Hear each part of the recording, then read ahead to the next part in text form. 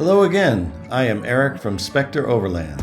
The adventure I'm sharing with you today goes on the Silver Reef, Cottonwood Creek, and Diamond Valley Lone Pine Trails near Hurricane, Utah, which is about 20 minutes north of St. George. My friend Scott, who lives near Salt Lake City, has come down to southwest Utah for what will be much scarier than he ever expected. It all starts easy, lulls you into that false sense of security, but then we drive on cliffs that go higher, get narrower, and get scary by encountering steep grades, very rough terrain, and some intense off-camber shelf roads that lean you toward the cliff. Uncomfortable is a major understatement. I will show you what I mean when we get to an incident involving another vehicle and when we get on those intense trails toward the end. Stay tuned.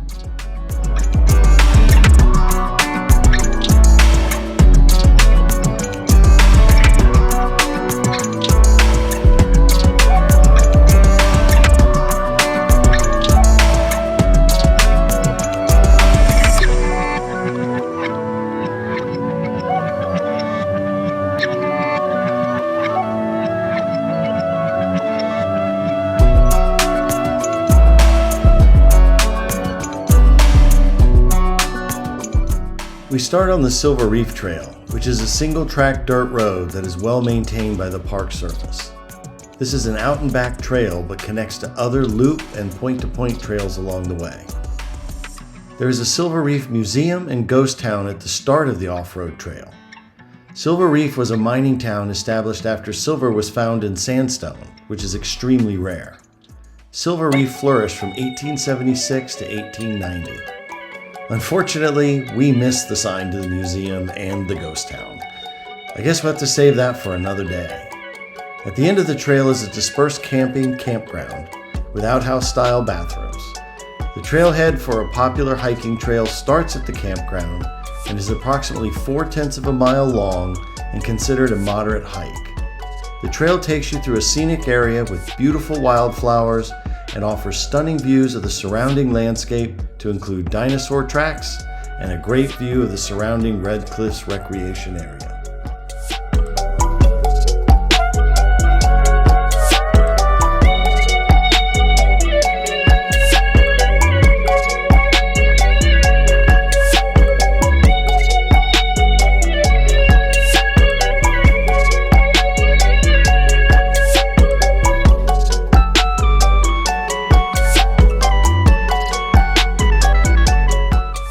Scott and I were traveling way up in elevation and toward the end of the Silver Reef Trail near the campground. We came upon an unfortunate incident involving another vehicle. A group of young men who live locally were driving an SUV and somehow ended up rolling at least twice and coming to rest on a pile of rocks on the side of the trail. I have no idea how this could have happened given that the trail is in such excellent condition, but I did notice a large rock had been jarred out of place, and perhaps that had something to do with it. 3 of the young men were unharmed, although understandably shaken, but one of the young men hit his head pretty hard and appeared to be in pain.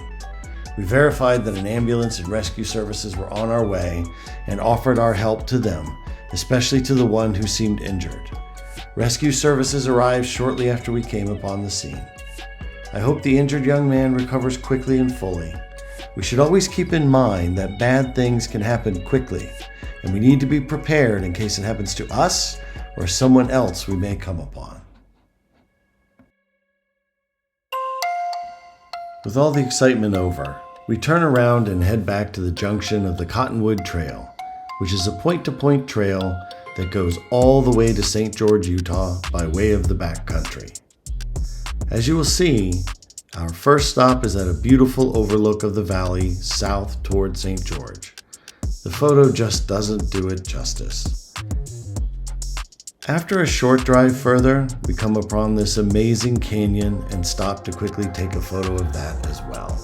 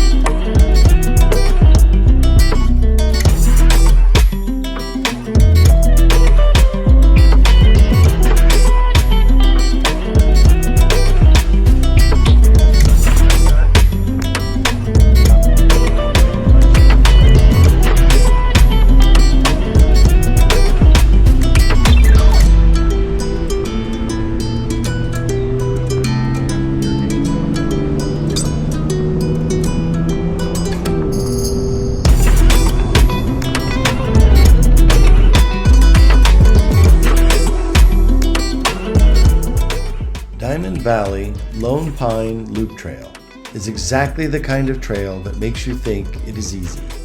And then before you know it, you are wondering how you got on that narrow cliff and worried that it will be even more narrow around the next corner, and you will have to back up a long way until you find a turnaround. This trail has a lot of beautiful scenery, but I couldn't spend much time looking at it because I had to keep my eyes firmly fixed on the road to ensure our safety.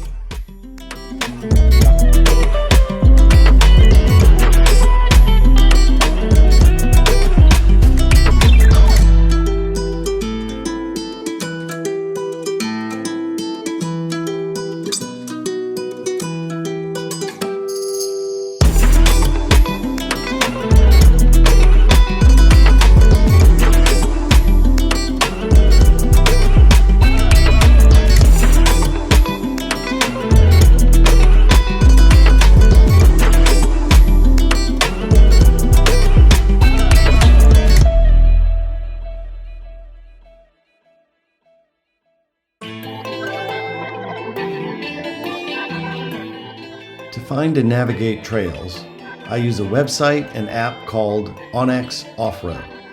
Trails are curated and rated on a scale from 1 to 10, separated into easy, moderate, and extreme difficulties. Given the length and especially the width of my truck, I prefer trails that are rated as easy, which is a 3 out of 10 or less. What I have found in Utah is that the trail ratings I have experienced are much more kind than on the East Coast or even in Idaho. In Utah, a trail segment can be a 1 out of 10 and then degrade quickly to a 3 or even a 4, but seem to be rated a 2 overall. Multiple times on my trip out here, I have found myself on trails much harder and more intense than I would normally take.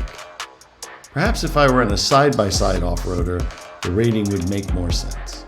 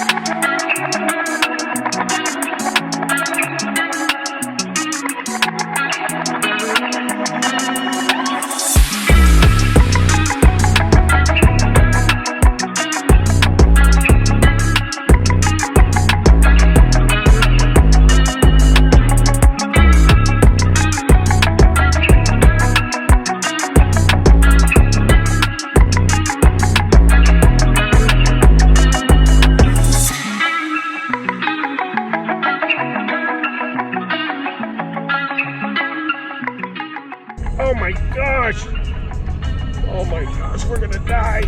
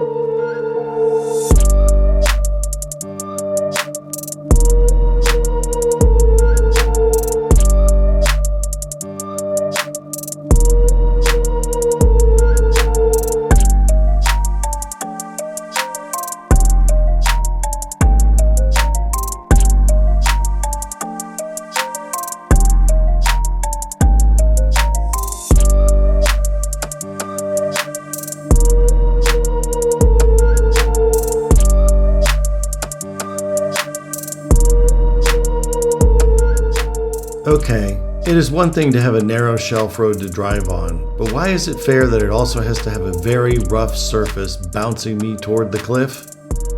From the ruts in this section of road, someone must have been on this trail when it was muddy. Can't imagine driving here when it would be so slippery.